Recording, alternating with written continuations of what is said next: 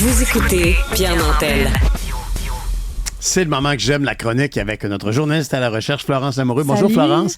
C'est drôle parce que ce matin, je racontais à quel point j'avais eu une belle soirée avec l'Orchestre métropolitain hier soir. Puis en plein air. Oui, puis on est au mois d'août, au début du mois d'août. Les nuits commencent à être un peu plus fraîches, mais il y a encore du beau temps devant, surtout aujourd'hui et demain, d'ailleurs, il faut en profiter.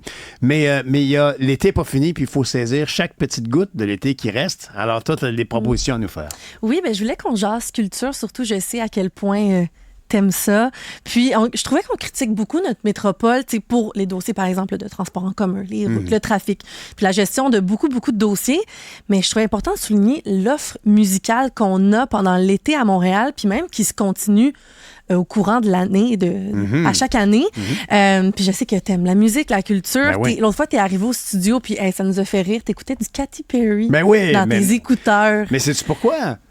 J'écoutais du Katy Perry parce que j'ai lu un article, un petit entrefilet elle sort dans un le nouvel journal. album bientôt. Ben c'est ça. Puis ça sent pas bon pour Katy Perry parce que sa chanson Woman's World est entrée en 63e du top 100 du Billboard puis est ressortie. Fait que là, pour tout le monde, c'est comme, oh là là, c'est fini. Puis effectivement, moi, j'ai écouté donc beaucoup cette chanson-là puis j'ai constaté ce qui, d'après moi, marche pas. Puis après ça, j'ai réécouté tout son vieux stock. Puis là, j'ai comme son vieux stock, c'est sûr que c'était quand même... c'est bon. C'était des chansons pop de l'époque, très, très girl, jeune, très, très, comment je dirais, étudiante. Ouais. Il y avait quelque chose de très, très branché sur la jeunesse. Puis là, ben, effectivement, je pense qu'il était en décalage un petit peu. Mais effectivement, je crois qu'il y a une belle offre musicale. Même juste en face au parc Émilie-Gamelin. À chaque fois que je sors d'ici, il y a un spectacle. Puis c'est souvent intéressant. Oui, tu as raison. Il y a beaucoup d'offres à Montréal. Puis la semaine dernière, c'était le festival Oshéaga. Puis c'est vraiment ce festival-là, chaque année, qui ouvre, même s'il y a des festivals tout au long de l'été, qui ouvre le mois d'août avec les gros festivals qui s'installent sur l'île Sainte-Hélène dans le parc Jean-Drapeau.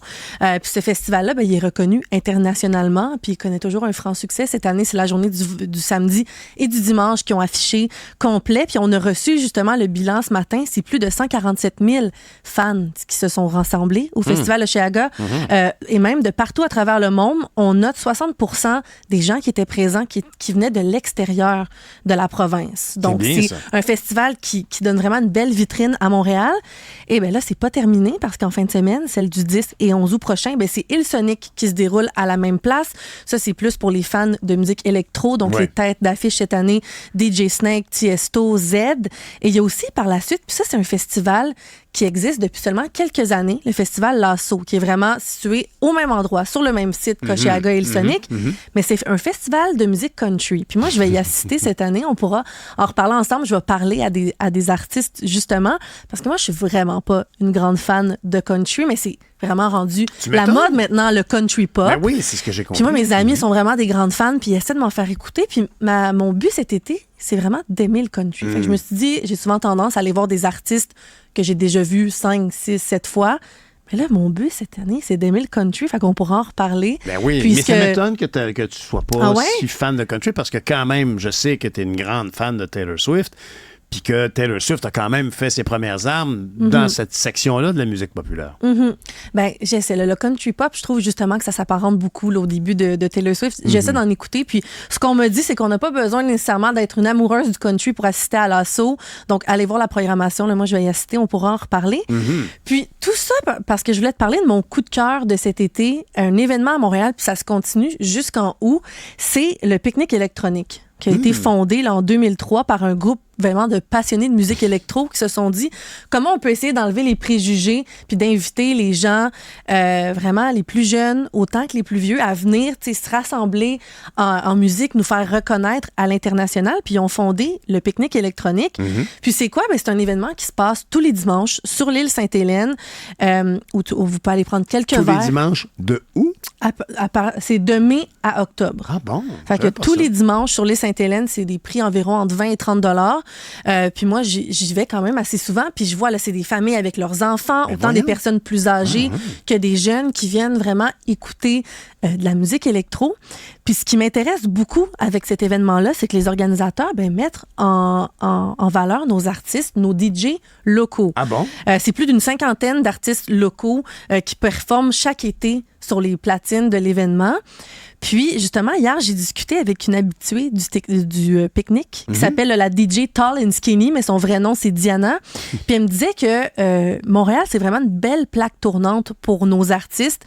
Puis c'est vraiment la place à être, si tu veux, te mettre à être connu comme artiste, puis qu'il y a beaucoup d'opportunités. T'sais, parce qu'on a des festivals comme ça qui nous invitent à découvrir des nouveaux talents, donc les gens peuvent aller là, puis c'est prometteur comme tremplin. Oui, puis de plus en plus. Ce qu'elle me disait, c'est sûr que c'est difficile d'accoter le pique-nique électronique parce qu'il y a tellement d'événements, puis chaque dimanche, c'est beaucoup, beaucoup d'artistes locaux qui sont mis à l'avant-plan, mais elle me dit, le pique-nique électronique montre justement aux autres événements à faire de même, à nous mettre en valeur. Puis moi, là, elle parlait pour elle, mais oui, j'ai des contrats l'été, mais ça continue aussi l'hiver. Il y a beaucoup, beaucoup plus d'événements. Aussi Igloo Fest qui a été fondé là, après le pique-nique électronique, on a vu le succès. C'est donc, la même on s'est équipe dit. qui répète le concept, mais aux frettes. L'hiver, aux frettes, en habit de neige. Puis, c'est pas rare, le pique-nique, depuis quelques années, que ça affiche complet, même les dimanches. Puis, ils ont tellement vu une grande popularité qu'ils offrent des événements plus chers, évidemment, les vendredis et samedis avec des artistes de renommée internationale. Mais excuse-moi, j'ai une question qui m'obsède. Ça se passe en plein jour, ça?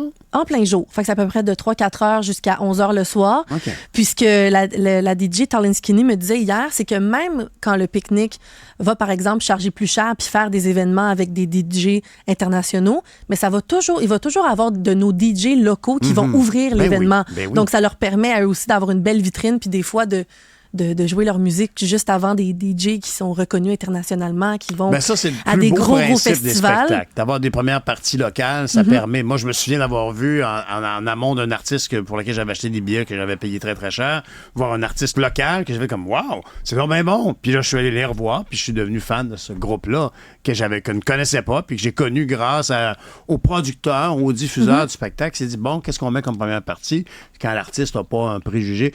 Comme par exemple, on se parlait d'artistes qui choisissent sa première partie. Chapel Rowan a été la première partie d'Olivia Rodrigo au son dernier spectacle au Centre Bell. Alors, il y avait comme un choix. Mais parfois, le producteur peut dire, on va mettre une première partie locale. Et souvent, les gens ont une qualité d'écoute plus ou moins complète, mais... c'est ça. Puis moi, j'étais surprise quand elle me dit, tu sais, le pique-nique électronique, c'est pas dans tous les cas vont mettre vraiment un DJ, vont mettre un DJ local avant des super grandes vedettes internationales. Donc ça, j'ai trouvé ça super intéressant, puis de savoir qu'on inspire les autres événements à Montréal à faire de même. Puis je lui ai aussi posé la question, est-ce que le métier de DJ, c'est encore vu comme un métier d'homme? Parce que de plus en plus, j'ai remarqué qu'on voit des têtes d'affiche féminines. Puis elle me dit, moi, je travaille dans le milieu à Montréal depuis 2018. Puis de plus en plus, je vois des fois des événements où c'est affiché juste des femmes. Avant, on avait vraiment l'impression, on va mettre une petite DJ féminine. Pour bien paraître. Mais c'est vraiment un métier qui est plus masculin. Puis elle me dit, en ce moment, en 2024, j'entends de plus en plus de gens qui se lancent dans ça, des femmes, puis qui me disent on a vraiment une belle place, puis c'est pas vrai que parce qu'on est une femme, quoi que ce soit, on va moins devenir populaire. Fait que je trouvais ça super intéressant, puis de voir que cet événement emblématique-là, le pique-nique électronique, le concept est même repris en international, surtout en Europe. On crée ce concept-là qui a été à la base créé à Montréal par des amis qui voulaient juste avoir du fun puis faire découvrir la musique. Donc, allez faire un tour.